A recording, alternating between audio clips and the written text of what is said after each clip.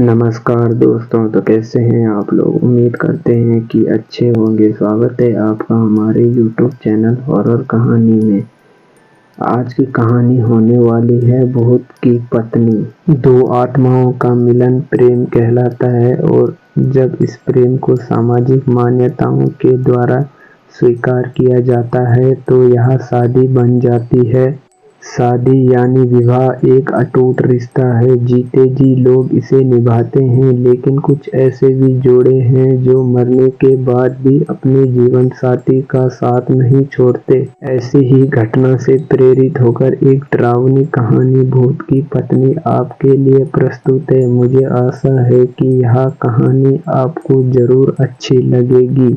सुनीता बड़ी हो चुकी थी और उसके माता पिता को उसकी शादी की चिंता हो रही थी। हालांकि सुनीता बहुत अच्छी लड़की थी, जिसके लिए कई अच्छे लड़कों के रिश्ते आ रहे थे, जिनको लेकर सुनीता के परिवार में विचार विमर्श रहता था।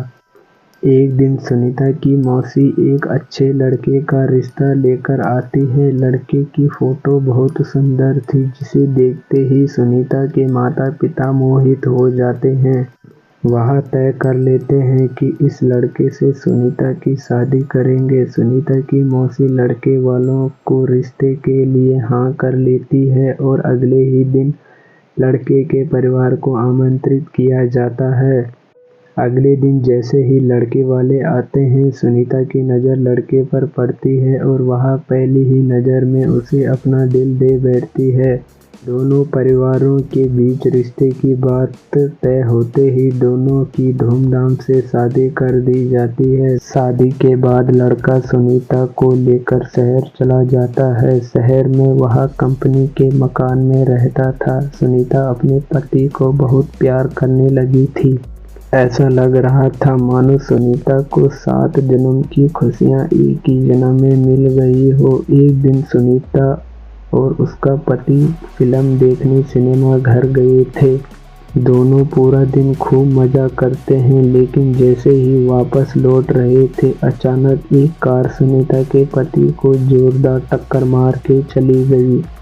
वह तुरंत अपने पति को उठाती है और उससे पूछती है कि आपको कहीं चोट तो नहीं लगी। सुनीता का पति मुस्कुराते हुए सुनीता के साथ चलने लगता है। सुनीता अपने पति के साथ घर आ जाती है। रात हो चुकी थी और दोनों बाहर से खाना पीना खाकर आए थे। दोनों दिन भर खूब मजे किए, लेकिन सुनीता बहुत थक चुकी थी, इसीलिए वह आते ही अपने घर में सो जाती है। सुबह उठते ही वह अपने पति के लिए चाय नाश्ता बनाती है और अपने पति को उठाने जाती है, लेकिन वह पहले से ही जाग रहा होता है। सुनीता अपने पति के सामने चाय नाश्ता रखकर अपने काम में लग जाती है। चाय और नाश्ता वैसे ही रखे होते हैं। उसके पति ने चाय नाश्ते को हाथ तक नहीं लगाया था। सुनीता अपने पति से बोलती है, यदि आपको चाय नहीं पीनी थी तो मना कर देते, बर्बाद क्यों करवा दिया। उसका पति कहता है, कोई बात नहीं, मेरे लिए खाना मत बनाना, आज मेरा मूड नहीं है। उसका पति तैयार होकर अपने ऑफिस के लिए निकल जाता है। सारा दिन सुनीता अपने घर में काम करती रहती है और अपने पति का इंतजार करती रहती है। 2 दिन गुजरते ही सुनीता के घर के दरवाजे पर कोई आवाज़ लगाता है। सुनीता दरवाज़ा खोलती है। सामने उसी कंपनी का चौकीदार खड़ा होता है, जिसमें सुनीता का पति काम करता है। चौकीदार सुनीता से पूछता है, मैडम 2 दिन से सर ऑफिस नहीं आए, उनकी तबीयत खराब है क्या। सुनीता को आश्चर्य होता है, क्योंकि उसका पति तो रोज तैयार होकर ऑफिस के लिए निकल जाता था, फिर वह ऑफिस कैसे नहीं पहुंचा। चौकीदार के जाते ही सुनीता अपने पति के घर लौटने का इंतजार करने लगती है। शाम को सुनीता का पति घर आता है और वह उनसे पूछती है, आप ऑफिस के बहाने कहाँ जाते हैं। उसका पति बहला फुसलाकर अपने कमरे में चला जाता है। अगली सुबह सुनीता अपने दरवाजे पर दूध ले रही होती है, तभी चौकीदार फिर से आता है और कहता है कि क्या साहब, अभी तक नहीं आए। सुनीता कहती है कि वह तो अंदर बैठे हैं, जाओ मिल लो। चौकीदार घर के अंदर पहुंच जाता है और वह चारों तरफ देखता है, उसे कुछ नजर नहीं आता है। पीछे से सुनीता दूध लेकर आती है।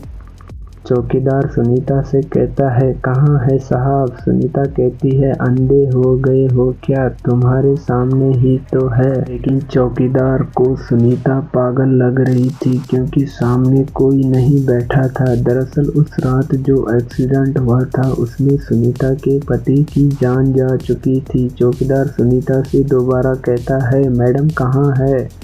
कोई नहीं बैठा है। लेकिन सुनीता चिल्लाते हुए अपने पति को जाकर पकड़ लेती है और कहती है, यहाँ देखो, इतना बड़ा इंसान नहीं दिखाई दे रहा है आपको। चौकीदार वापस लौट जाता है और कंपनी में जाकर सारी बातें कह देता है।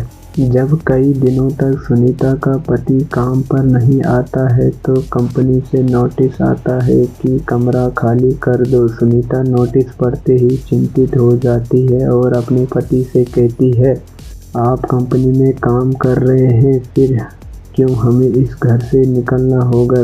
सुनीता का पति भूत बन चुका था, लेकिन सुनीता उसे साधारण समझ रही थी।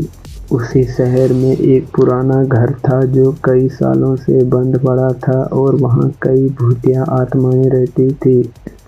सुनीता का पति उसी घर में चलने को कहता है। सुनीता अपने पति की बातों में आ जाती है और वह उसके साथ जाकर वहाँ रहने लगती है। सुनीता ने इंसानों से रिश्ता खत्म कर दिया था और अपने पति के साथ भूतिया दुनिया में जीना सीख गई। सुनीता को इस भूतिया घर में धीरे धीरे डर का एहसास होने लगा था। वह अपने पति के अंदर बदलाव देख रही थी, लेकिन वह अपने पति के प्यार में इतनी पागल थी कि उसे एहसास ही नहीं था कि वह भूत की पत्नी बन चुकी थी। कुछ दिनों बाद सुनीता के सास ससुर शहर आते हैं। सुनीता अपने पति से कहती है, मम्मी पापा का फ़ोन आया था, वह 2 घंटे में स्टेशन पहुंच जाएंगे। सुनीता का पति उससे बाहर जाने का बहाना कर देता है और उसी को स्टेशन जाने को कहता है। बाय बाय दोस्तों, मिलते हैं कहानी के नेक्स्ट पार्ट में। धन्यवाद।